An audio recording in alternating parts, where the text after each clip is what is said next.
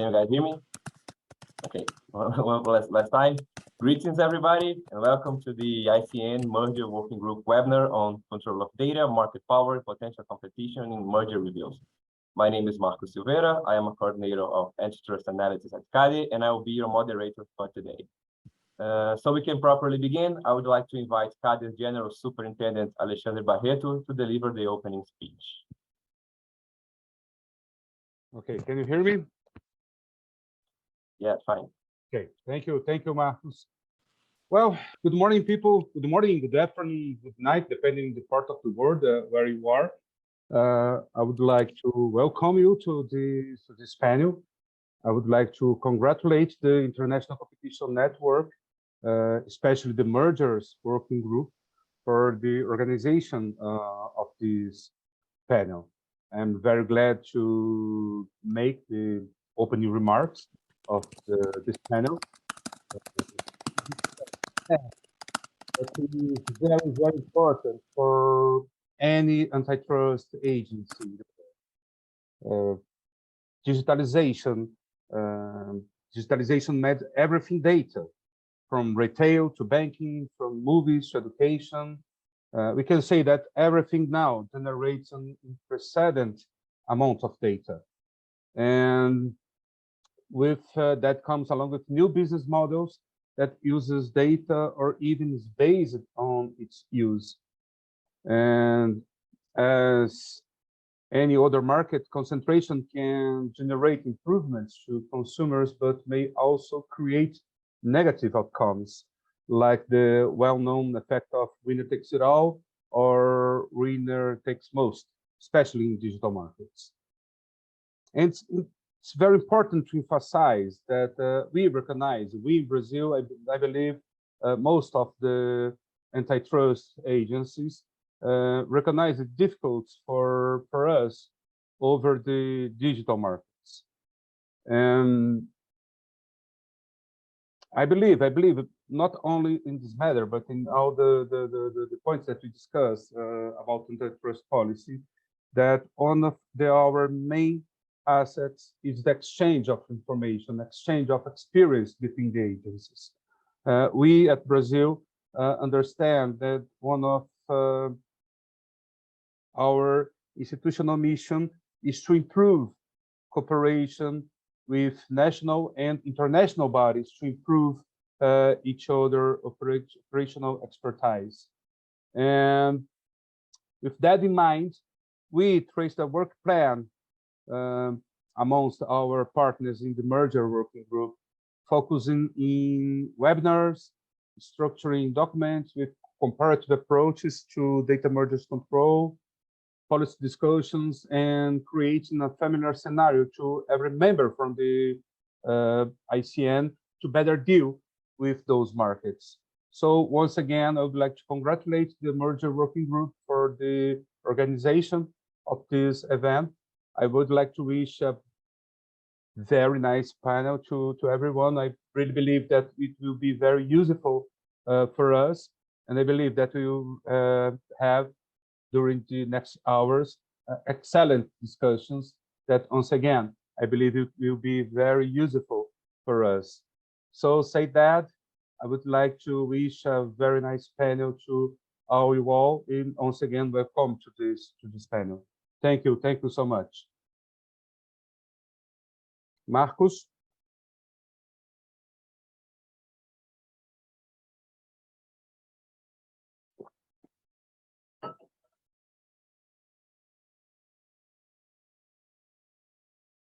Okay, thank you. The microphone is not working. I believe someone closed the connection. I'm sorry. Anyway, thank you for the inspiring words, Barreto. And it's a fact that the digital economy brings a new series of challenges to existing policies. And many antitrust authorities have commissioned studies regarding digital markets and competition and produced vast literature while gathering practical experiences in dealing with abuse of dominance cases and mergers. And in this context, CADE, as a co-chair of the ICN Merger Working Group, proposed a multi-year project focusing on comparing and reporting issues as to the relationship between data control, market power, and potential competition in merger review. And this webinar is a part of that project. And today we hope to understand it better and discuss some of the key findings so far. And gracing us with their presence, we have experts from 4 different competition authorities. Mr. Andy Gallagher, Director of Merger Investigations at ACCC, Ms. Annemiek Wipschaert, Head of the DG Comps Unit in charge of mergers in the information, communications, and media sector, Mr. Isaac Alcalá, Head of the General Directorate of Digital Markets at COFECE, and Mr. Masaki Kakimoto, Chief Case Handler in the M&A division of the JEFTC in charge of digital mergers, as well as an experienced attorney admitted in Japan and the state of New York. This webinar will be 90 minutes long in a Q&A format. We encourage our audience to leave questions to our esteemed panelists in the chat at any time during the event, and we will address these questions at the end of the webinar. Our panelists can feel free to ask each other questions as well. And without further ado, let's jump straight into the questions, as I know that our audience is eager to hear from you. We'll begin by addressing the importance of data to digital markets. Since 2017, we heard that data is the new oil. Many competition authorities and academic studies recognize that data may play an essential role in the dynamics of different digital markets, which make it a valuable asset today. So let's start with Andy. We understand that the ACCC launched a digital platform services inquiry. Based on the interim report and past analysis, would you care to explain the ACCC's view on the importance of data to digital markets? That is, what kind of advantage could the control of large amount of data provide? Thanks, Marcus. Yeah, I think the work that we've done with our digital platform services inquiry, and so there's been a few interim reports now and some past analysis as well before that actual inquiry was launched. It's really emphasized the importance of data in the supply of digital platform services. And what we found is that access to vast amounts of individual level data over time can provide a really considerable competitive advantage to the established digital platforms relative to smaller rivals. And that's particularly the case where data is an important input in the development and training of algorithms. We've also found that acquisitions of businesses have contributed to these massive differentials between the large digital platforms and smaller ones and the agglomeration of data. So there's probably 3 main types of competitive advantages that we've our analysis has shown that access to large data holdings can provide. So number 1, the data can allow a firm to improve its products and services or assist in the development of new products. And this can result from insights provided by the data or from the opportunity to train algorithms using the data. And as a consequence, you can get a positive feedback loop that can arise where, as you make improvements, you attract more users, which in turn allows the firm to obtain access to more data. And it's just this feedback loop that goes round and round. The second main type of competitive advantage is that data may enhance a platform's ad targeting service. And in particular, that enables it to increase its advertising revenue. And number 3, data may increase profitability by allowing a firm to improve its ability to forecast product demand and market trends. So due to these competitive advantages, a lack of access to comparable data resources can create barriers to entry, expansion, and barriers to innovation for new entrants and for smaller rivals in digital platform markets. And these barriers can be very difficult for smaller rivals to overcome, which weakens the competitive constraint posed by small and potential competitors on the established digital platforms. In particular, I mentioned before, but digital platforms often use large amounts of data to train the algorithms behind key services, including to provide personalized content and targeted advertising. And what we found is that access to a broad range of first-party and or third-party data is a factor that really does significantly increase barriers to entry and expansion, particularly when we're talking about ad tech services. This is because access to a broad range of high-quality first-party and third-party data and the ability to combine that data with accuracy is important to being able to supply ad targeting and ad attribution services. So as such, we find the large digital platforms supplying personalized content and ads and obviously here I'm talking about Google and Meta, they really benefit from significant data advantages. Moreover, we've actually also noted that digital platforms with large ecosystems may benefit from the ability to access and control key sources of data that help them to attain or maintain their power across lots of different products. So a really good example is Google. So Google's breadth of consumer-facing services provide over 60 different sources of first-party user data that they can combine and associate with a single user account. And the terms and conditions relating to Google's use of this data are really broad. And basically, Google can use it for a wide range of purposes outside those necessary to just providing the particular service that they're providing. And they can use that to improve the services, develop new services, or provide personalized content and ads. And so really, it's just the control of that data is, and large amounts of that data is giving those firms that do have it a really entrenched position that at the moment we're finding without intervention is really hard for the market to operate naturally and get past that. That's probably all I'd say on that for now, Marcus. Thank you, Andy.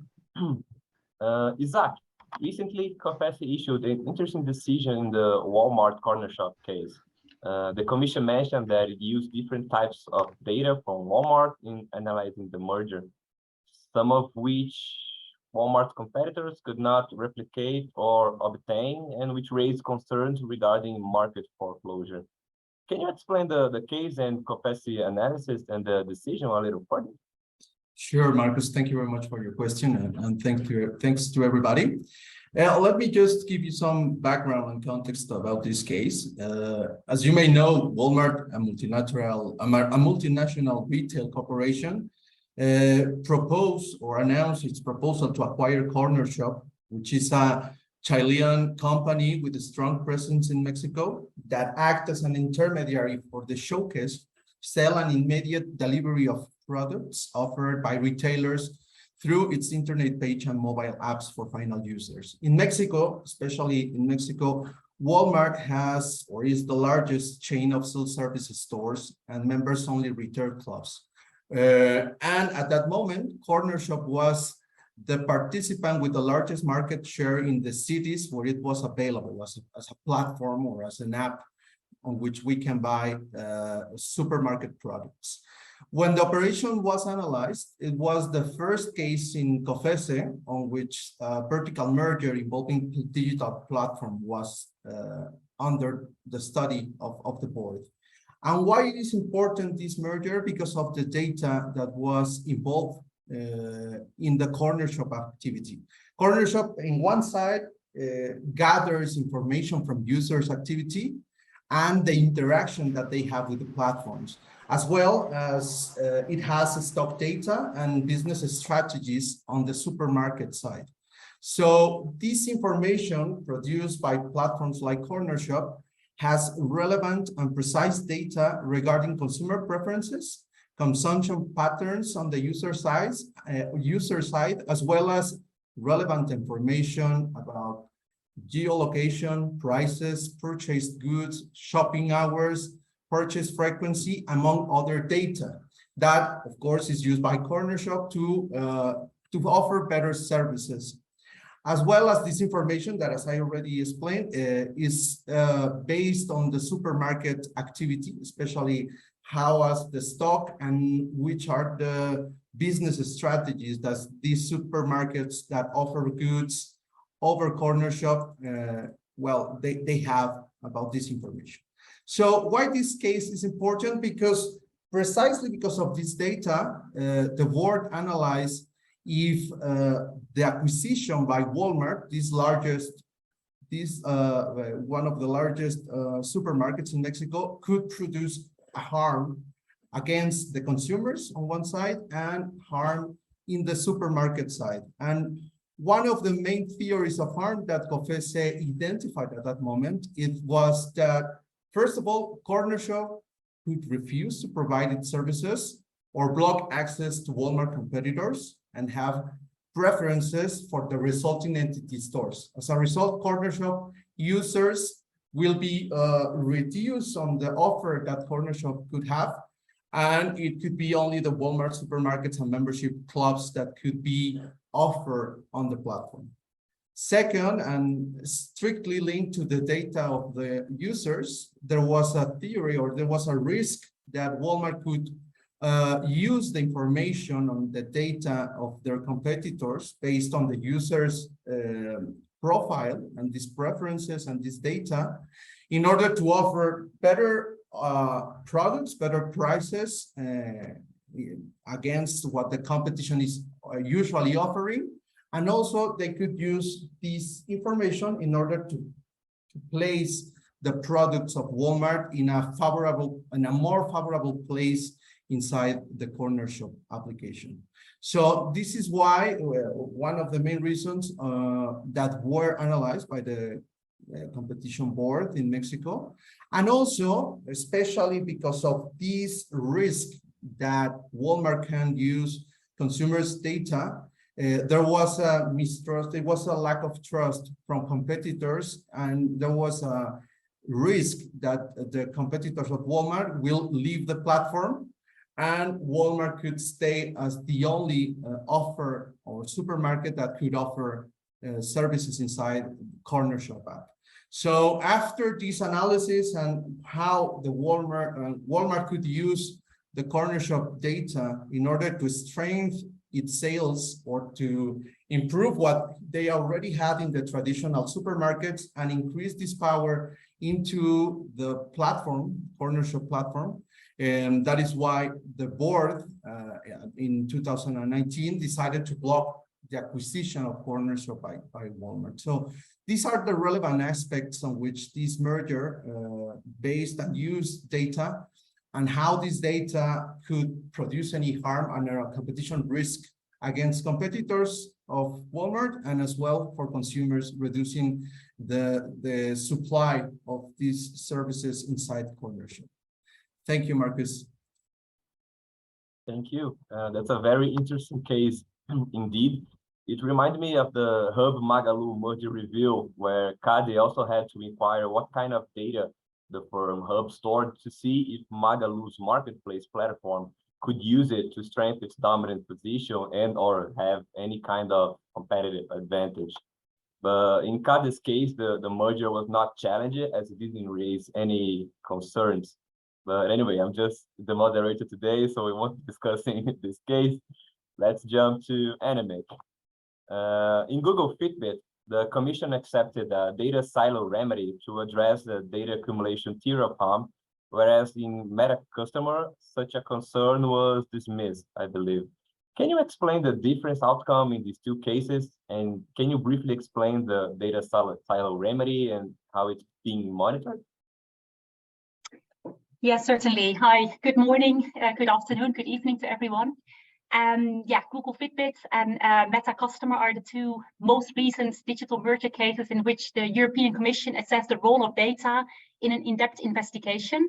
So in Google Fitbit, the Commission indeed accepted a data silo commitment.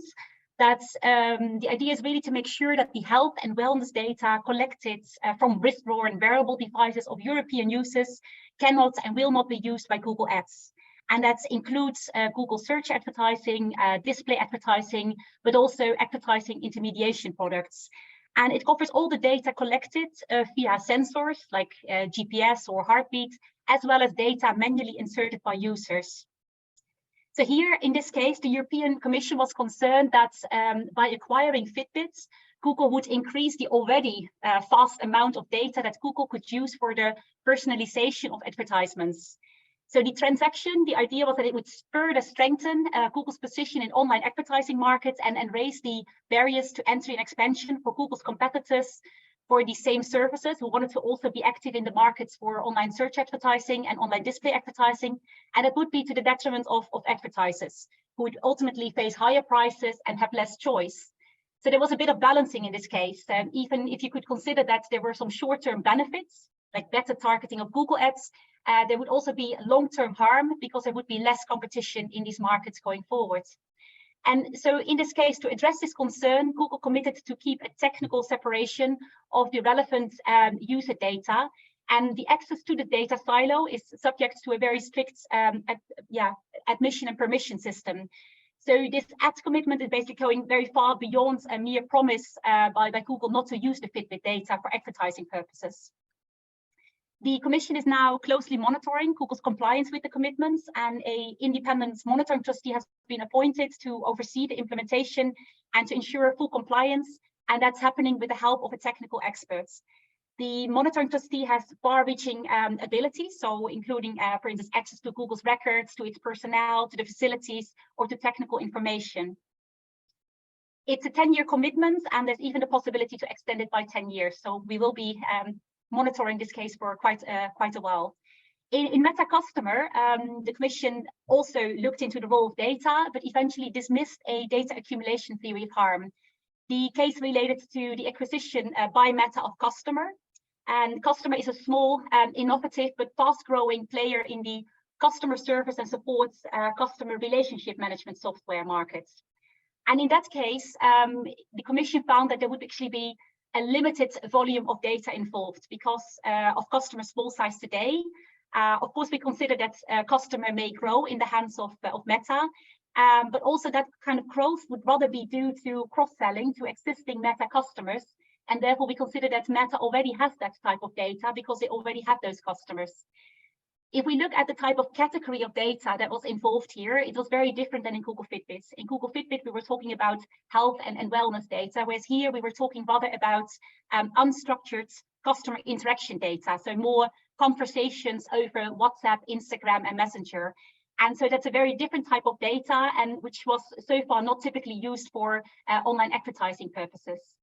We concluded in that case that Meta, as well as their rival providers of online advertising, would continue to have access to similar commercial data, such as website visits or purchase history or payment information via other channels.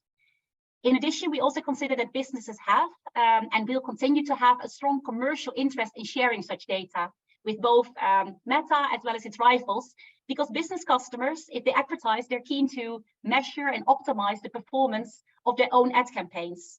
And so they will continue to share that data, whereas maybe indeed for a user of a Fitbit, it's you or me. So it's just indeed an individual who may not have an interest to start sharing that data with Google for the purposes of advertising.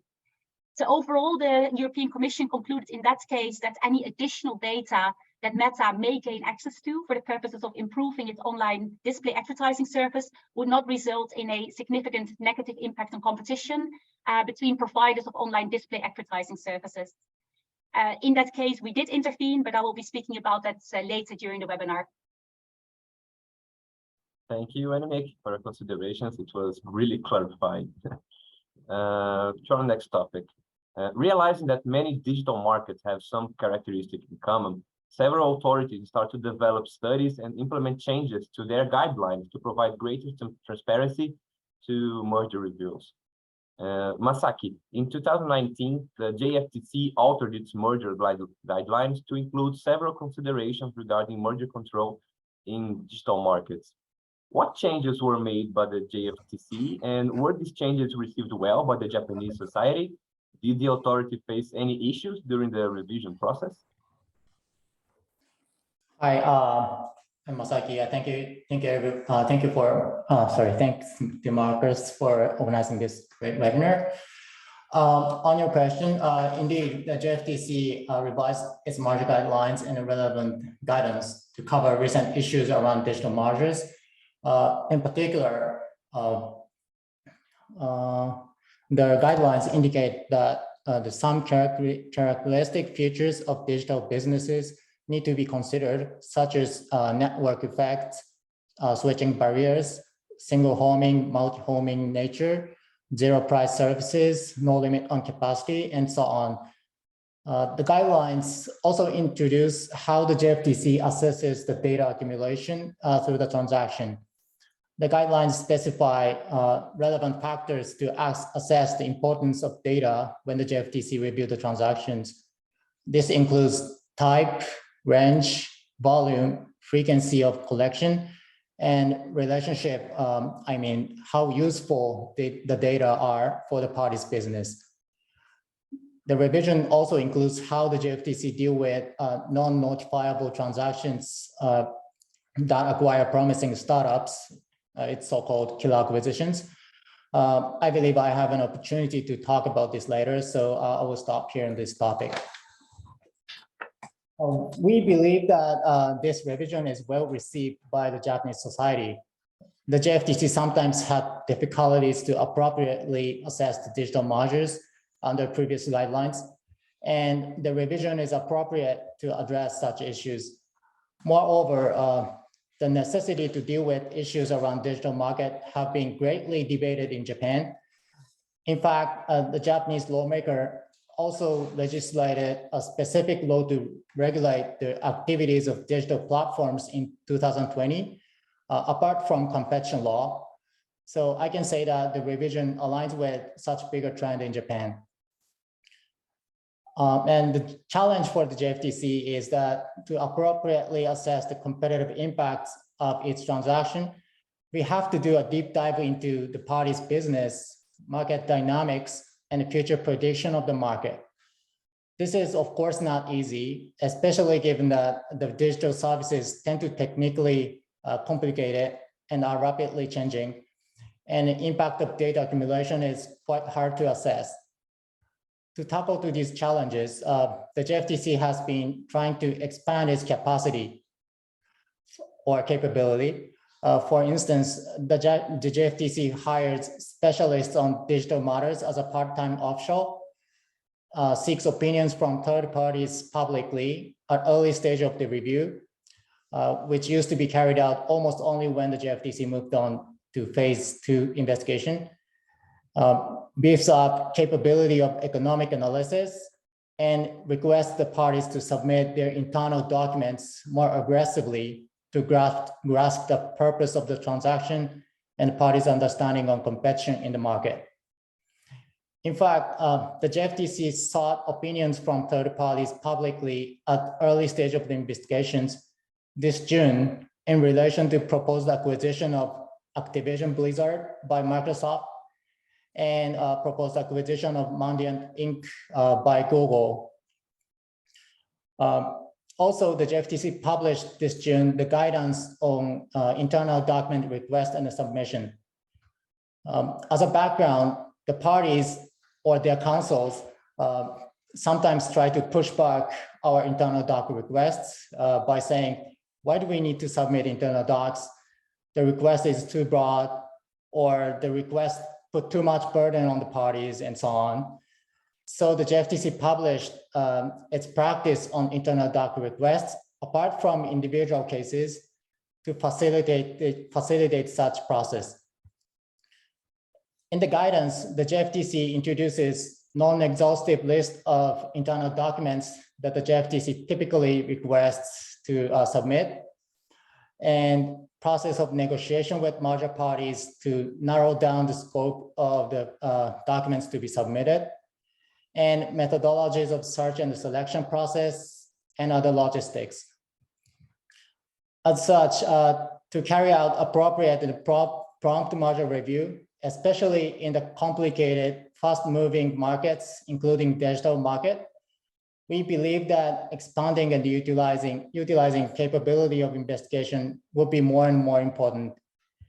And I would like to add that collaborations with other competition enforcers in global matters is extremely helpful, and we should take advantage of such opportunities as much as possible. I'll stop here. Thanks. Thank you, Masaki. Andy, the ACCC mentioned that it has discussed in its interim report a range of potential new rules and measures that could be introduced to prevent or remedy the competition and consumer harms arising from digital platform services. Could you share with us what the ACCC looked into, and have you come to any decision regarding their implementation yet? Yeah, thanks, Marcus. A good question. So we've been considering a range of, I guess, new rules and measures to supplement what we have. And that's, I think, due to the realization that the current merger law, the current enforcement antitrust laws, and our consumer laws In light of the harms to competition, consumers and businesses arising from the concentration of market power amongst a few digital platforms, those laws aren't really working as well as they could. So, I mean, it's still very much, we're in the middle of our digital platform inquiry and released an interim report very recently. And we haven't come to a decision, I guess, on the final framework that will be used in terms of all of these, but I guess there's some early work that's been done and some early implementation of some of the things I'll talk about. I think the first question, though, before we look at the rules and measures, is also sort of the fundamental question of who we apply the rules to. So measures might apply to different digital platforms or services depending on what issues those measures are seeking to address. And in some cases, it may be appropriate that new measures apply only to specific digital platforms. For example, measures to address the consequences of entrenched market power might obviously only need to apply to those large digital platforms with persistent market power.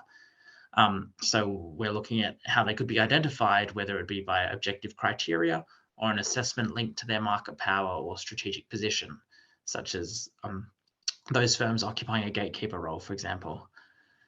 It would also be appropriate for other measures we're considering to apply more broadly where their aim is to address the systematic widespread harms. For example, it might be appropriate for certain consumer protection measures to apply to all digital platforms.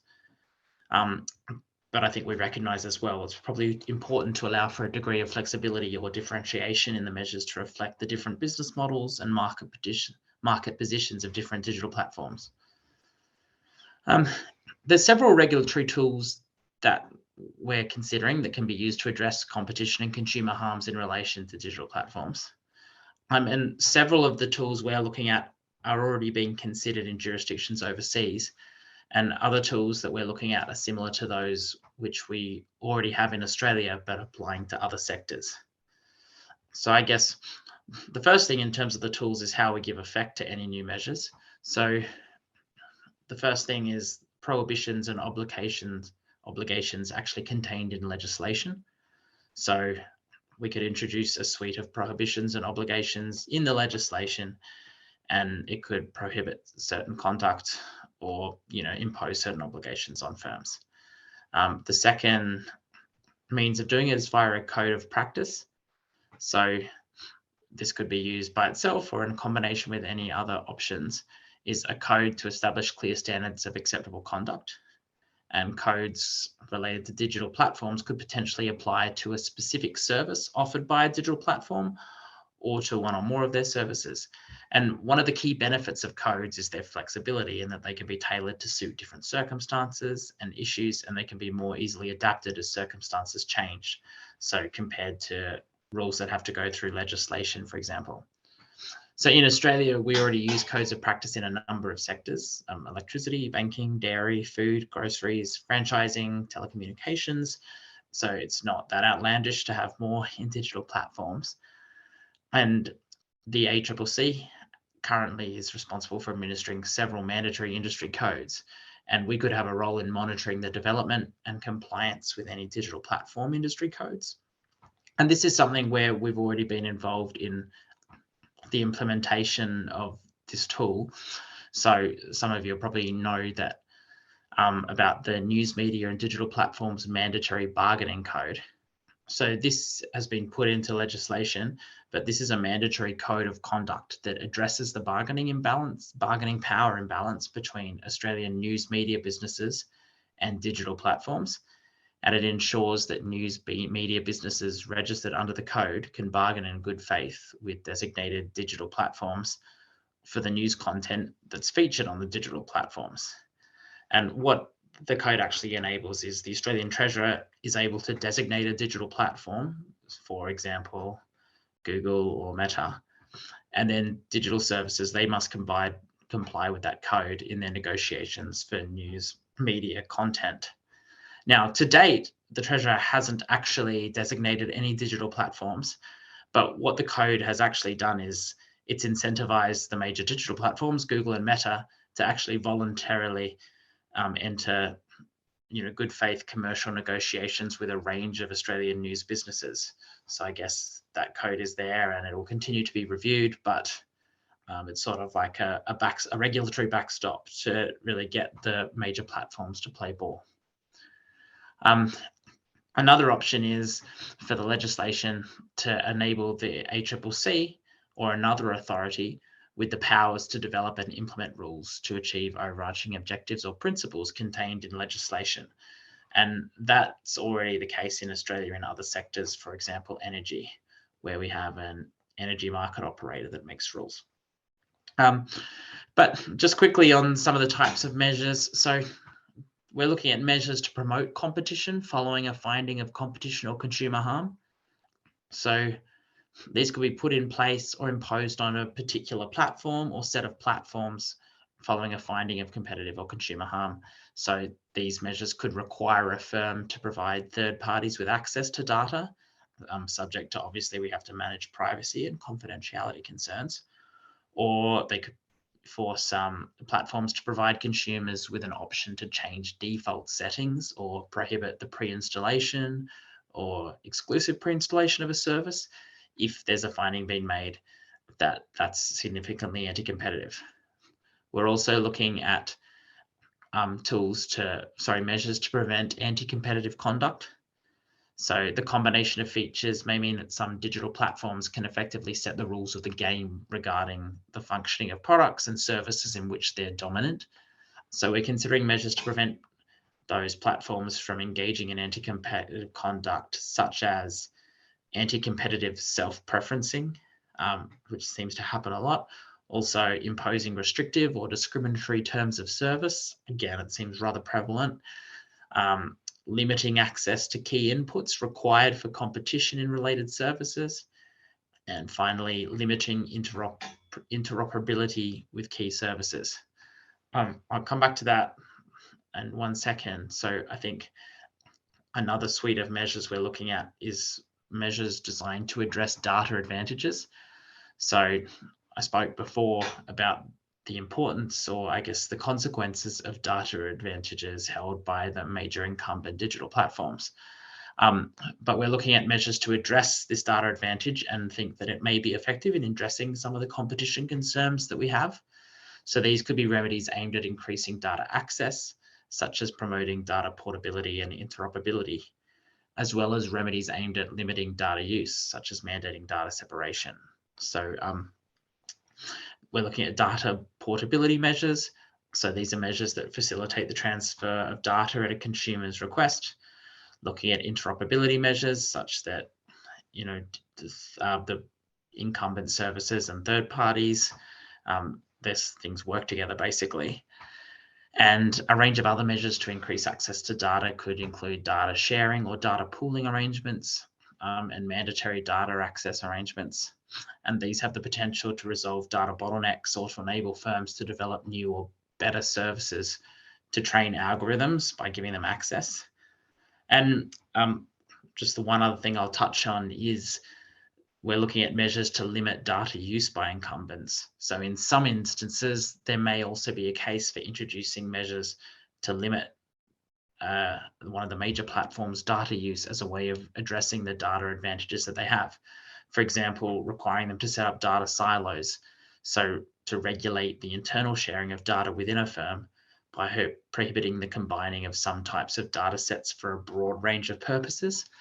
And I guess a key example there would be Google obviously derives a lot of data from its searches, and then making it, I guess, some sort of ring fencing so that it's not able to use that to get an unfair competitive advantage in, for example, ad tech services. So we're looking at a range of different tools and measures. I'd say some of them are in early stages and we're still consulting on it, but it's an interesting area and it's going to be interesting to see how it develops over the next couple of years. Thanks, Marcus. Thank you, Andy. It's very complex indeed, like a lot of things I've been looking at. In Brazil, although CADE published a couple of years ago a document reviewing several specialized reports that proposed new tools and procedures for digital markets, the authority didn't make any changes in its mergers guidelines in the end. But nonetheless, since the methods presented in the document, our guidelines, are not binding nor rules, CADE doesn't seem to see it as a cause for great concern, especially since the analytical method we employ sometimes varies case by case, so it can better fit the reality of the relevant market affected. But let's move to our next topic. Defining the relevant market may be a difficult task for antitrust authorities in dealing with digital markets. When talking about market definition, we usually hear about two types of challenges. The first one is the need to investigate whether the market should be covered only digital activities or include physical ones as well. And the second is the number of markets to define when facing a multi-sided platform. Isaac, how Confesse dealt with this issue in the Walmart corner shop case? Thank you, Marcus. Well, as I already mentioned, this was one of the first cases that Confesse handled regarding digital markets. And in this case, the market definition was about only one market. The market was defined as the logistical services for exhibition, purchase, and delivery of products offered by retailers through internet websites and mobile apps to final consumers. However, Confesse was very aware that Corner Shop was providing differentiated services to two different groups of users. On one hand, the final consumers who choose, buy, and receive goods through the platform, and supermarkets and other stores to whom Corner Shop offered a space on its app to exhibit and commercialize their goods. Therefore, because of these two differentiated services, Confesse was very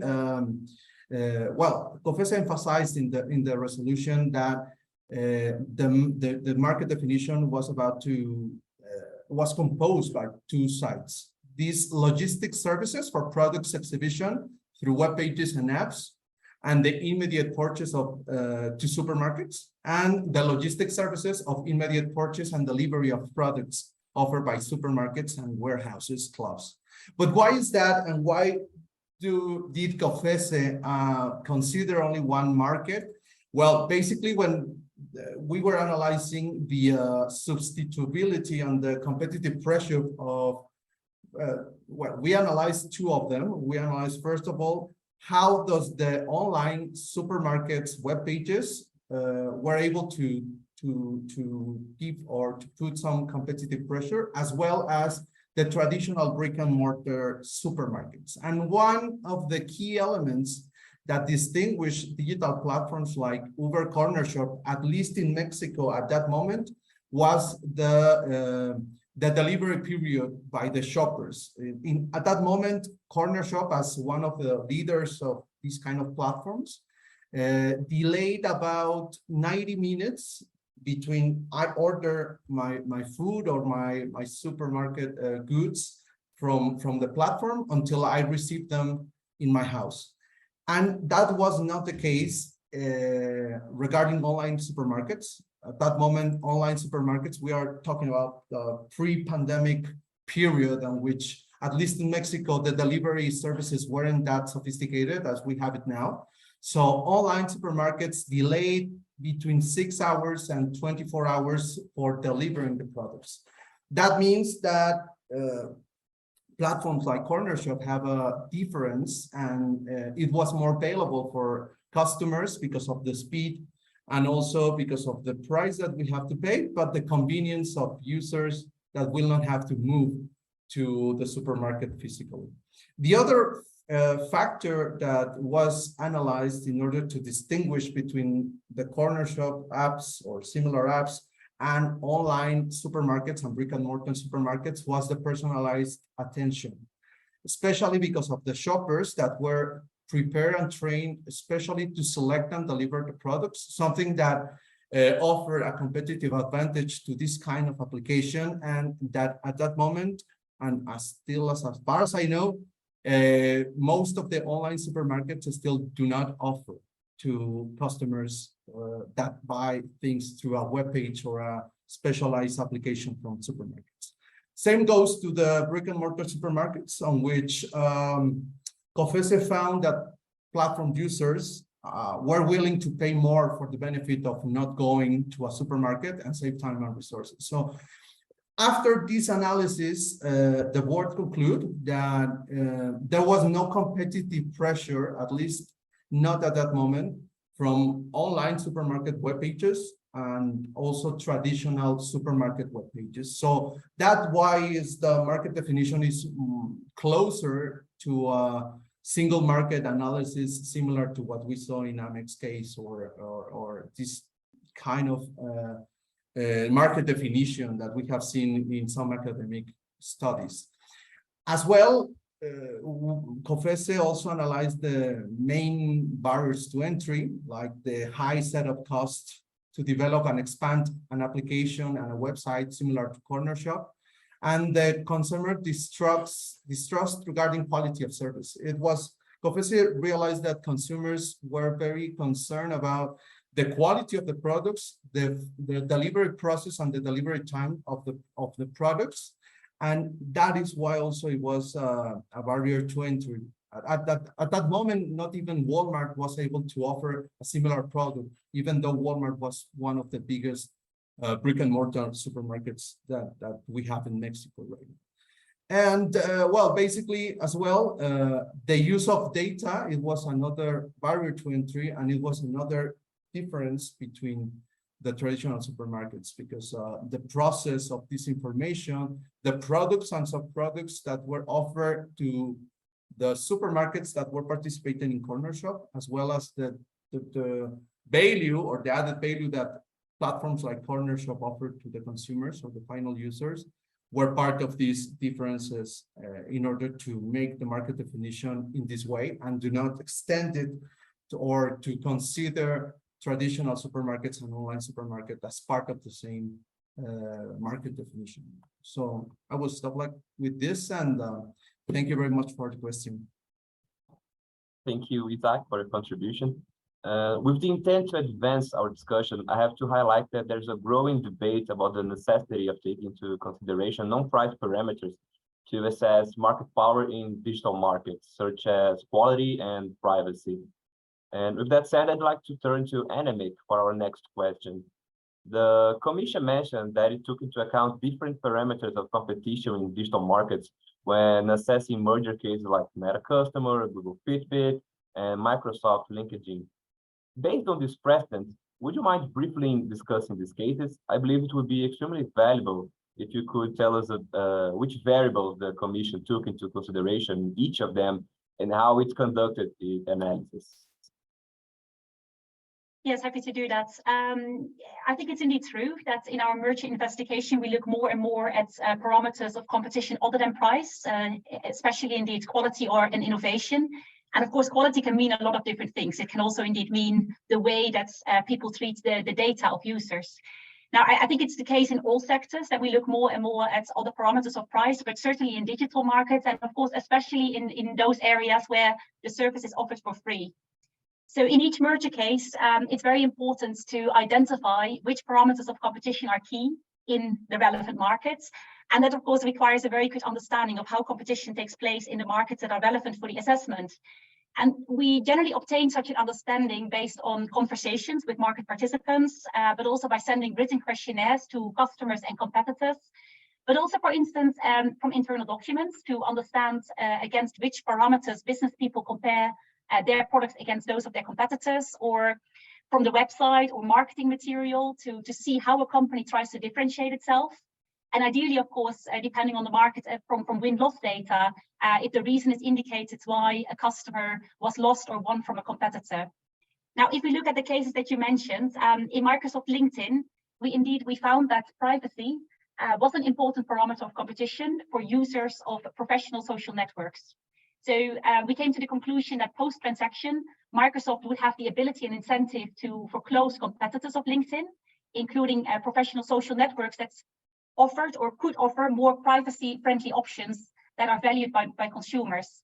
So this transaction was eventually cleared following commitments by Microsoft that ensured that other professional social networks would not be foreclosed on Microsoft operating system and applications, and so that there would still be competition in the market for professional social networks on all parameters, including on privacy. Similarly, in Google Fitbit, we also assessed whether privacy was an important element for users of wearable devices and how their data would be treated. But we also consider that wearables compete very much in terms of the functionalities that they offer, such as whether they have GPS or cellular activity. And based on our in-depth investigation, we were concerned that Google could put competing manufacturers of wrist-borne wearable devices at a disadvantage by degrading the interoperability with Android smartphones. So the effects of such a foreclosure would not have been limited to price, but would also have impacted the quality and innovation in the market for wrist-borne wearable devices. And that concern was addressed by a 10-year Android API commitments to ensure that wearable devices competing with the merged entity can continue to interoperate with Android smartphones. Then finally, in Meta Customer, we consider that Meta has market power in the market for business to customer communications, and that it could use this market power to foreclose customers' rivals, many of whom were small, innovative players with great potential going forward. And so we intervened because of a vertical input foreclosure concern. The relevant upstream market here was the market for business to consumer communications or business to consumer messaging. Now, as many messaging services are offered at zero pricing, we considered that the different messaging services are perhaps rather competing in terms of the features and functionalities that they offer. So for instance, like seeing when another user was last online or whether another user is typing. So these are little innovations indeed, that's the way indeed that people are watching each other and trying to improve their products compared to those of their competitors. The downstream market in this case was the market for customer service and support CRM software. And there we considered that one of the main effects of foreclosure would have been on innovation, because these potential targets of foreclosure were the close competitors of customer that were important for innovation. And so in our assessment of ability incentive effect, in the effect part, indeed, we focus on explaining what it would mean if there would be less competition in this downstream market, what it would mean in terms of less innovation. There, following the in-depth investigation, we concluded then indeed that there would be the ability as well as an economic incentive to engage in such foreclosure strategies. And it was addressed also by a 10-year API access commitments. Maybe having touched upon so many of the different commitments, maybe it's important to clarify that of course, in general, the European Commission has a very strong preference for structural remedies, but under certain circumstances, an access remedy may be appropriate to address a non-horizontal concern. So for instance, an access remedy could work if there's already access pre-merger. So it's more about maintaining the pre-merger access, and that was the case in both Androids, both in Google Fitbit as well as in Meta Customer, that it was pre-existing API access that was maintained. It's important that it's only possible perhaps in situations where access conditions can be made future-proof, for instance, by having a first-party benchmark, when there's only a limited number of access seekers, when basically all access seekers need the same type of access, but also what is probably quite important, when access is provided for free. So these kind of like API access were like public accesses for free, and to avoid any kind of discussions on friend access terms. So in these exceptional situations, we were in these cases able to address the concerns with access commitments, and we are indeed now monitoring each of those still. The Microsoft LinkedIn commitment has now expired. It was a 5-year commitment, but the other two are still ongoing. Thank you, Annemiek. Masaki, I believe the JFTC also reviewed the Google Fitbit case, as well as other relevant cases involving digital markets, such as Salesforce Slack and the ebook Yahoo. What types of theories of harm involving data acquisition did the JFTC consider? And in these cases, did the Commission apply any tests like the SSNDQ and the SSNIC to define the relevant markets? Thank you. Yes, the JFTC reviewed Google Fitbit case, but Annemiek already greatly introduced this case, so I would like to talk about 2 other cases that might be interesting to you. One is Z Holdings Line case. This transaction involves acquisition of Line, the most popular messaging app provider in Japan, like WhatsApp in some countries, as well as one of the most popular QR code payment service providers by Z Holdings. Z Holdings subsidiaries include Yahoo Japan and PayPay. Yahoo provides one of the most popular search engines after Google in Japan. which leads to its predominant position in digital advertisement market in Japan. PayPay is the biggest QR code payment provider in Japan. QR code payment is a payment method that uses a QR code, and it is widely and rapidly spreading in Japan within these 3 or 4 years, and now becoming one of the most prevailing tools for cashless payment. I'd like to focus on the area relevant to this webinar, and main theories of harm the JFTC focused on were first, whether the data collected through party services post-transaction can be used for Yahoo's digital advertisement services. And second, whether data unique to the parties in relation to QR code payment services accumulates post-transaction, thereby the parties becoming even stronger in the relevant market. The JFTC carefully looked at the factors set out in the revised merger guidelines, including the importance of data. As for the data utilization in digital advertisement market, the first theory of harm, the JFTC concluded that the transaction wouldn't substantially lessen the competition because there's significant competitors, and the importance of data newly collected by the parties post-transaction is not significant. Specifically, type of data is not unique or available only for the parties. Amount, range, and the frequency is not significant compared to the competitors. And it looks difficult for the parties to use data collected through messaging app for digital advertisement because of the privacy and the telecommunication regulations in Japan. The JFTC also considers network effects between two markets that constitutes two-sided market, one for consumer and the other for advertisers, but denied such effects are more significant than those for their competitors.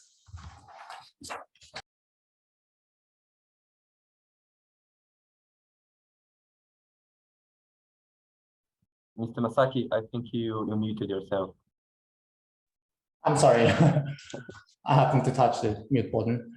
As for QR code payment, the JFTC denied the uniqueness of data collected through the service, but acknowledged that the data can be useful for the party's business. Thus concluded that together with the predominant position of the parties in the relevant market, it cannot eliminate the concern of substantially lessening competition in the QR code payment market. As a result, the JFTC cleared the transaction with some conditions under which the parties have to report to the JFTC for 5 years post-transaction on the market situation and data usage by the parties in relation to QR code payment. In the course of review, the JFTC requested the parties to submit relevant internal documents and conducted interviews broadly to third parties, including competitors, consumers, or external specialists on data. The other case I would like to introduce is Salesforce Slack case. This case involves acquisition of Slack, one of the most widespreading business chat service, by Salesforce.com, one of the predominant cloud-based CRM software provider. CRM software enables a business to share knowledge of each employee and makes various relevant information visible to everyone in the department, thereby making business more efficient. Both business chat service and the CRM software provide functionalities to seamlessly integrate various services provided by the parties and third parties through API, including between business chat service and CRM software. In this case, there was no overlap in the parties' business. Then the main theories of harm the JFTC considered was conglomerate one, that is the possibility of foreclosure of the parties' rivals by shutting out or degrading their APIs for competing third parties. On market definition, given that premium plans are widely used in both business chat service and CRM software, the JFTC focused on the difference in functionalities of the services rather than price, although it didn't explicitly say they applied SSNDQ test. As a result, the JFTC subdivided the market of CRM software according to the purpose, that is sales, marketing, customer support, and e-commerce.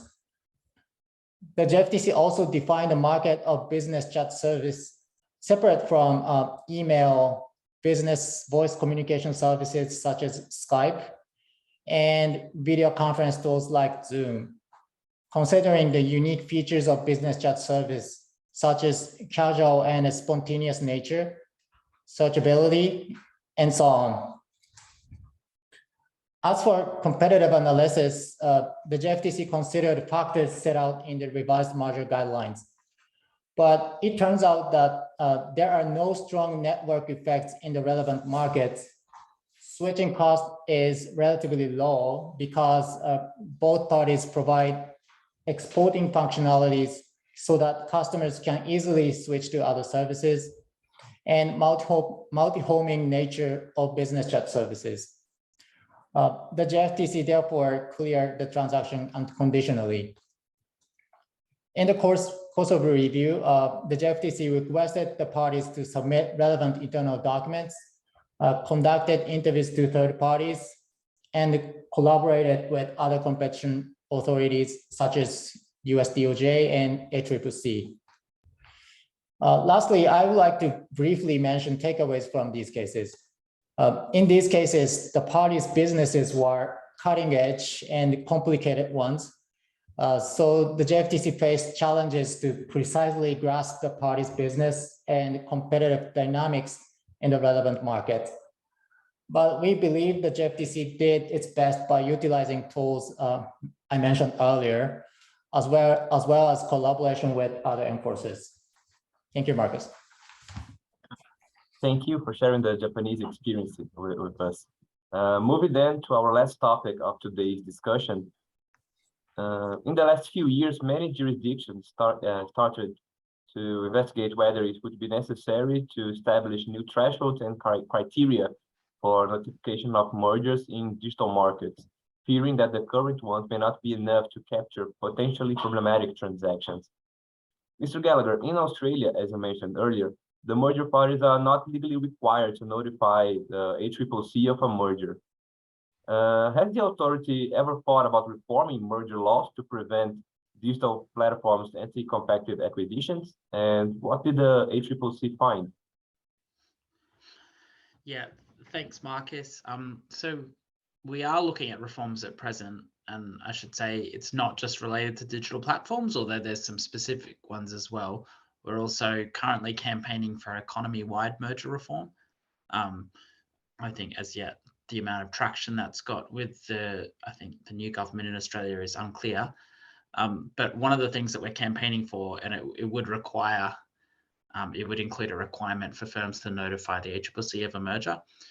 And I think that would go a long way. I think economy-wide, that's important, but particularly in the digital sector. Indeed, there's a number of examples of the ACCC not being notified of acquisitions before completion, which would have warranted close review. And one example of this is Meta's completed acquisition of Giphy a couple of years ago. But I think we're considering whether, in addition, there's a bespoke notification regime that could be required for acquisitions by digital platforms that meet a relevant criterion. So given the particular risks of under-enforcement in digital platform markets and the potentially long-lasting and substantial harm associated with the acquisition of often very small nascent competitors, we think it may be appropriate for a specific notification threshold to apply to acquisitions by the largest digital firms. So that's one thing we're looking at. Another thing we're looking at is changing the probability threshold for what raises competition concerns. So in Australia, our merger test is under Section 50 of the relevant act is whether substantial lessening of competition is likely. And we've got some economy-wide concerns about the approach that the court and tribunal have taken in Australia to assessing what likely is. And the concerns with the current approach are particularly acute in relation to acquisitions by large digital platforms. And that's because the difficulty with predicting the future competitive impact of the target with and without the acquisition, and the dynamic nature of digital markets. So applying a lower probability of competitive harm threshold to acquisitions by those digital platforms that meet a relevant criteria, it would enable us to intervene in circumstances where, although there may be a low probability that the acquisition would substantially lessen competition, the impact, if it did, is likely to be very substantial and long-lasting. So we're looking at ways to change that threshold to account for low probability but high impact competition effects from mergers. So a variation to simply lowering the probability threshold of competitive harm for all acquisitions by large digital platforms would be to adopt the so-called balance of harm assessment, and that's been proposed by the UK Digital Competition Expert Panel in its Unlocking Digital Competition report. So we're looking at that, and this approach would take into account the scale and the likelihood of potential harms and benefits arising from a proposed acquisition to assess whether, on balance, the acquisition is expected to be beneficial or harmful to the competitive process. I think pragmatically, though, this approach would likely require a quantitative assessment of both the likelihood of particular outcomes and also the harms associated with each outcome. And so that we recognize that would be a pretty complex and challenging exercise. Some other reforms we're looking at the moment are reversing the onus of proof. So at present, the ACCC needs to prove that a merger would substantially lessen competition. But we think that at least in digital markets, the firm should have to prove that an acquisition would not lessen competition. We're also looking at changes to the merger factors. So in our legislation, there's a subsection that lists the factors that we should take into account when we assess a merger's impact on competition. So these include the ones we're all familiar with, such as barriers to entry, market concentration, countervailing power, etc. But we recommend the addition of further merger factors that make it clear, and specifically targeting digital platform acquisitions, that make it clear that the acquisition of potential competitors by dominant firms and economies of scope created via control of data sets should be taken into account in assessing the impact on competition of an acquisition. So the proposed new factors would place a greater focus on the structural changes arising from an acquisition, and also ensure there's factors relating to the loss of potential competitive rivalry and or increased access to or control of data, technology, or other significant assets. So I guess there's nothing, the current list of factors is not, it's not exclusive, and also some of these can be implied into current ones, but it's really making it more obvious and specific so that it's easier with mergers involving digital platforms. I mean, finally, we're also looking at and have proposed new deeming provisions. So we've proposed a deeming provision for firms with substantial market power as part of our economy-wide merger reforms. And this would be particularly relevant for digital platforms, but that is acquisitions where one of the merger parties has substantial market power, and as a result of the acquisition, that position would likely to be entrenched, materially increased, or materially extended, then that would just deemed to be substantially lessening of competition, rather than going through the other factors. Thanks, Marcus. That's all I need to say on that. Thank you, Andy. Going back to Masaki, the JFTC issued the 2017 report of the study group on data and competition policy, and the 2021 report on the study group on competition policy for data markets. Regarding the need for changes in threshold and notification criteria, which conclusions did you reach with those reports? Did you propose any changes? Thank you. The report you mentioned includes the possibility of amending statutory turnover-based filing thresholds so that the JFTC captured so-called killer acquisitions, where the incumbent big companies acquire promising startups in related or adjacent market to eliminate future competition. The JFTC shared the concerns, but eventually didn't amend our statutory filing thresholds, but rather revised our guidance on procedures of merger review. As a starting point, the JFTC has an authority to review mergers, not only notified to them based on statutory thresholds, but also those non-notifiable transactions under the law. That is to say, the JFTC has a power to review non-notifiable mergers ex officio. Therefore, to achieve our aim to capture killer acquisitions, the JFTC revised our procedural guidance to show when the JFTC commenced investigations into non-notifiable mergers and recommend the merger parties of transactions that meet such conditions to consult with the JFTC prior to closing. Precise conditions are separated into two limbs. One is transaction size and the other is potential impact on Japanese market. On transaction size, the JFTC set the thresholds of 40 billion Japanese yen, approximately $280 million US.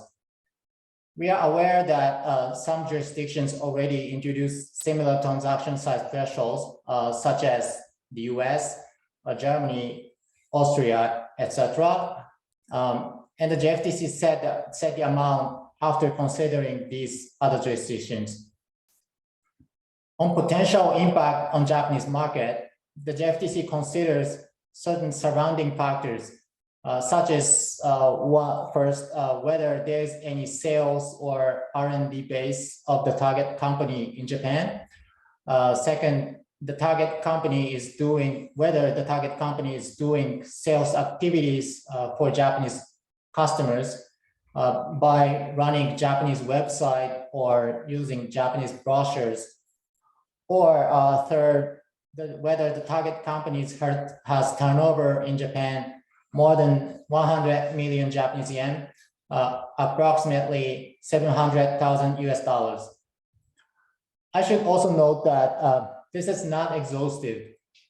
The JFTC has power to investigate non-notifiable transactions, even if the conditions I mentioned are not met. The JFTC chose to revise guidance rather than amendment of statutory notification thresholds because of cost effectiveness.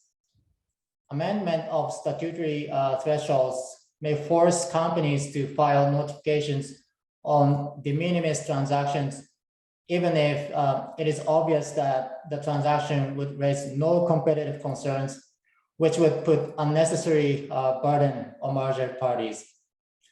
Rather, it was considered appropriate to foster merger parties to consult with the JFTC if a transaction has potential competitive impacts on Japanese market. Some people may ask that in this strategy, the JFTC may oversee applicable transactions. I cannot eliminate such possibility, but in our experience so far, we believe this strategy has worked well. After the revision of the guidance, we have reviewed several non-notifiable transactions under this regime. And there are both cases where merger parties voluntarily contacted the JFTC as recommended in the revised guidance, and the case where the JFTC contacted merger parties after the JFTC's own research. As a result, the JFTC reviewed 13 non-notifiable transactions in financial year 2021, including Microsoft Nuance Communications case, Amazon MGM case, Google Print case. Print is a Japanese payment startup, and PayPal Payday case. The Payday is Japanese payment startup as well. And in financial year 2022, we don't have the specific number of cases yet, but for example, we reviewed Google Mandiant case. The Mandiant is a security intelligence company. which didn't meet the statutory turnover thresholds. Thank you, Marcus. Thank you, Masaki. Anime, the Commission did a similar investigation in its evaluation of procedural and jurisdictional aspects of EU merger control. What were your key findings regarding the necessity of new thresholds? Could you explain what you did and decided? Yeah, sure. Back in March 2021, in our staff working document, we found that there is indeed a true jurisdictional gap. And we identified a series of acquisitions of nascent competitors which failed to meet our thresholds, our turnover-based thresholds. But those were cases that probably would have warranted review at EU level. And this included acquisitions in the pharma sector, in the transport sector, but perhaps most importantly also indeed in the digital sector. Now, in order to close that jurisdictional gap, we did not reform our merger rules, but instead we decided to fully rely on existing rules. And one of these rules is Article 22 of our EU merger regulation. And Article 22 allows member states of the European Economic Area to refer transactions to the Commission. This summer, in July 2022, the General Court upheld the European Commission's assessment in the Illuminac Rail case that Article 22 of the merger regulation empowers member states to refer transactions to the European Commission that do not meet the national merger control thresholds. So this case was indeed referred by France to the European Commission, even though the thresholds of France were not met. So following the judgment, the European Commission will continue to apply its guidance that was published in March 2021, and will of course apply that in very close cooperation with the member states. Now, as explained in the guidance, there are certain categories of transactions that may not be notifiable in the referring member state, but which will normally be at least potentially be appropriate for referral under Article 22, and that's the type of transactions where the turnover of at least one of the merging parties does not reflect its actual or future competitive potential. So situations where the target is an important innovator, or where it's a startup with access to important data or technology. And so basically, operationally, what we've been doing and what we will continue to do is to monitor the different sectors of the economy to detect transactions that could be potentially suitable candidates for an Article 22 referral, including, of course, in the digital field, in the pharma sector, but actually in any sector. We do not foresee that we will be capturing a large number of additional transactions because we expect that only a rather limited number of transactions will actually meet the criteria that are set out in Article 22. Because the idea is really for us to create a safety net and to be fully able to review the significant mergers that are below our turnover-based thresholds, but without creating new obligations or putting high administrative burden on a large number of companies for transactions that actually do not merit a review. So really the idea is to put the resources on those cases that matter. Thank you. I would like to mention that the current Brazilian antitrust law allows CADE to request the notification of mergers that did not meet the mandatory notification thresholds within 1 year of their consummation, and that this enables the authority to investigate potentially problematic operations that otherwise would escape the authority's scrutiny. And it's also important to highlight that CADE has monitored the number of mergers and acquisitions in digital markets in Brazil. And in the last 10 years, we have already identified more than 300 completed transactions, most of which did not meet the criteria for mandatory notification. And I believe that with a data set such as this, among other things, it may allow CADE to evaluate whether changes are necessary for the future. And with that, we will now move to the questions our audience left for us. I received 2 questions in box and noticed that we have 1 question in the general chat. So let's start with this one that I believe was addressed to Isaac. I'm going to read for you so you can answer it. Okay, Isaac? Thank you. Were online and brick and mortar shops completely distinct markets, or is it rather one-way substitution? That is, can online shops exert pressure on brick and mortar shops, but not the other way around? Thank you, Sam, for the question. And especially in that case, the board consider only as substitutes only those companies able to attend both sides of the platform.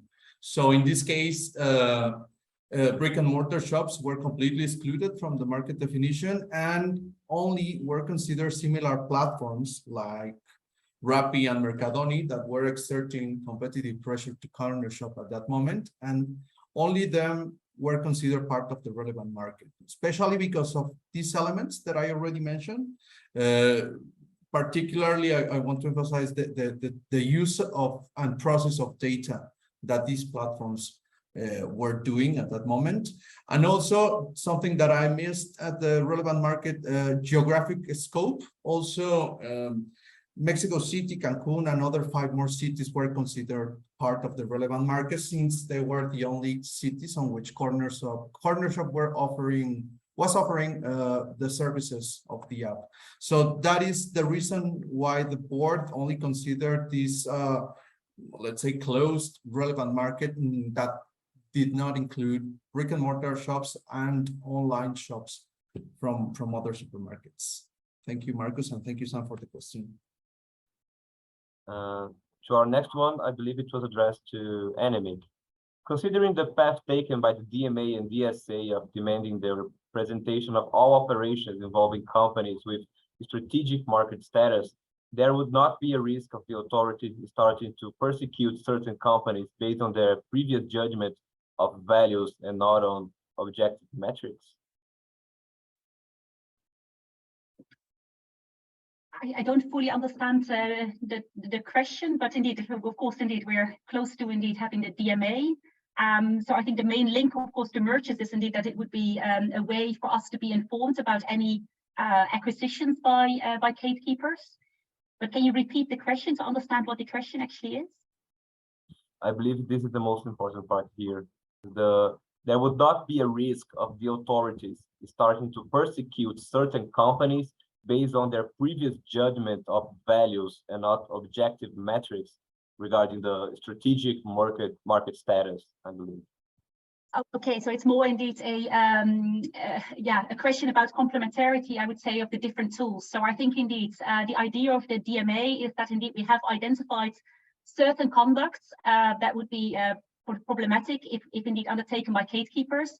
But I think, of course, there's always indeed the tools of antitrust investigations or conduct investigations.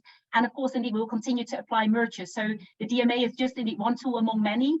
And I can see indeed maybe that's the idea of the question is, okay, is the DMA not always looking at past business models and are we not running behind?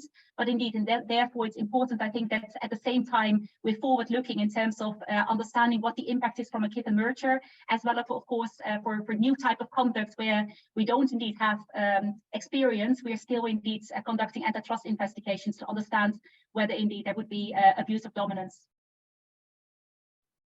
Perfect, Anemic.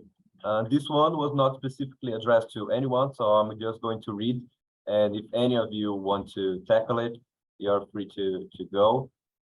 Considering that competition authorities may have more difficulty in establishing their metrics of market power and relevant market when they base their analysis on metrics, not based on price, how should authorities define the elements to be considered as metrics in their assessment? It's a really long question. I will take it. It's quite difficult. There's no clear-cut answer, I think. But at least we need to dig into further by hearing from market participants very in detail, or do deep dive into the market to grasp the collection or accumulation of data or something like that. So whether it substantially lessen the competition. So I think there's no clear-cut metrics, but that's why we need to do interview or conduct a hearing to market participants very in detail and understand the market very well, so that we can assess appropriately on the market, the competitive impacts of the transaction. I might just add to what Masaki said. Apologies if I misunderstood the question, but if we're looking at metrics we can use other than price, I think it's so merger specific But just to give like a live example, the ACCC is currently looking at a supermarket acquisition and a series of other, say, liquor store acquisitions. And then what's impacted there is we're not looking at price, we're looking at other aspects of competition. And it's really bespoke to that particular matter. So we're basically coming up with any metrics we can to try and somehow quantify these other aspects of competition. So, I mean, this is kind of this might seem pretty basic for this matter, but it's in that we're looking at, for example, the amount of checkouts in a supermarket, the amount of trolleys they have, the basket size, to try and get a sense of the kind of shop that people are having. And that's, I won't labor the point, but so there's just, it's really dependent on the matter, but normally you can, if you search hard enough, try and find some metrics with which you can try and make some sort of assessment. Thank you, Andy. I believe the question was more of a provocation to allow us to keep thinking about such a rich subject, because yeah, I also believe that metrics are case specific, and that's okay, right? Antitrust is a fact-intensive methodology, so I believe it makes sense. Our time is coming to an end, but I saw we have a question from the audience, someone who wrote its hand. Let me just check if she can write the intended question in the chat, or if we can unmute her. I don't know.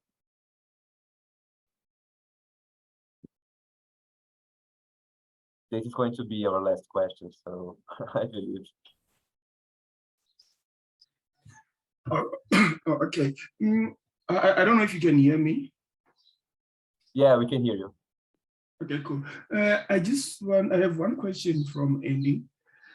I just want to learn how are we going to prevent the use of data without really blocking innovation in the market? Because you mentioned something like we should prevent the use of data, but again, we don't want to be anti-innovation as the authorities.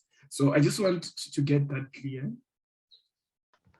Yeah, that's a very good point, and I think it's a particularly complicated regime we're considering, and I think, I mean, the important thing is, I mean, with that idea of blocking how you can use data internally, it wouldn't be for all functions. It would be just creating silos where there was, so that the data couldn't be used in, say, the performance of a particular service, or an existing service where there's the potential for competitors to compete and it's giving an unfair advantage. But I mean, I fully appreciate, and that's why it's tricky, is that you don't want to end up harming innovation and you don't want to unnecessarily restrict the use and then have negative outcomes. I'll leave it there, just in the interest of time, Marcus. Yeah, thank you. Unfortunately, we are out of time, so I apologize for ending this webinar late, but also invite our panelists to make their closing remarks. Really simple. So, Andy, would you mind starting? Yeah, sure. Thanks, Marcus. I guess what I've spoken really about is the range of measures and potential reforms that the ACCC is considering. And I think, I mean, the key thing is that digital platforms are providing complications for us as an agency that really haven't been experienced in the past. But there's lessons we can learn both from what's happening internationally, but also the way we've dealt with other sectors in the past, whether it's natural monopolies or other regulatory regimes, that there's analogous things that we can use. So it's just getting it right and trying to move, I guess, quickly such that it's not redundant by the time we actually have these measures in place. Thank you. Next, Annemiek, the floor is yours. Thank you. No, it was a pleasure to share some experience and some thoughts today. Honestly, I think in these digital merger cases, I think we just need more experience. It's indeed, we have already, of course, done a few cases, but these are quite often like new novel theories of harm. I think just indeed for all of us as authorities, it will remain very important to very well articulate the theory of harm. That it's not just indeed that someone is already big and gets something more, but that we are very specific indeed about what it is and where the impact would be. So I think it's more like for all of us to keep on keeping that in mind.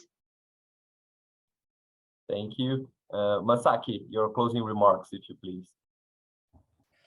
Thank you very much. It was really exciting to share our experience and know the experience from other jurisdictions. Of course, there are a lot of challenges around digital measures, and we are now expanding our capabilities to tackle to these challenges. But also, it is very exciting and exciting to know the new theories of harm or to deal with such theories of harm by other jurisdictions. So the collaboration with across the jurisdictions are really helpful and very exciting. So we would like to keep in touch and yeah, go for it. Thank you. Thank you. And last but not least, Isaac. Thank you, Marcus. Well, I think that I would like to emphasize something that Masaki already stated. And I think that at least for COFECE, it is very, very important to understand the business models of the digital platforms. Nowadays, what we have done in the digital markets unit is precisely that, to have internal discussions with the board, with other areas, in order to understand how the business models make us to, we have to understand business models in order to make proper analysis in merger cases as well as in the investigations. But this is one of the main issues that we have faced. And I think that, as already Masaki stated, sharing these experiences, especially from jurisdictions like Australia, European Union, Japan, and all of them that have already more accurate experience in digital markets is very helpful for us in order to understand which are the challenges, if those regulatory proposal or, for instance, the rebuttal of presumption work and how they can have an impact in our mergers, but especially this analysis of the business models that we have to do is part of our responsibility in order to have better outcomes in these mergers. Thank you, Marcus. Thank you. And to officially close this webinar, I would first like to once again thank each of our panelists for their time and consideration. I know it's really late in some countries, but once again, thank you. We all learned a lot today. And of course, I would also like to thank our audience for joining us today for such a special and fruitful event. I trust you all enjoyed this webinar as much as I did. And I sincerely hope to see you all again in future opportunities. Goodbye, everybody. Thank you very much. Goodbye. Thanks, Thank you. everyone. Bye. Take care. Bye.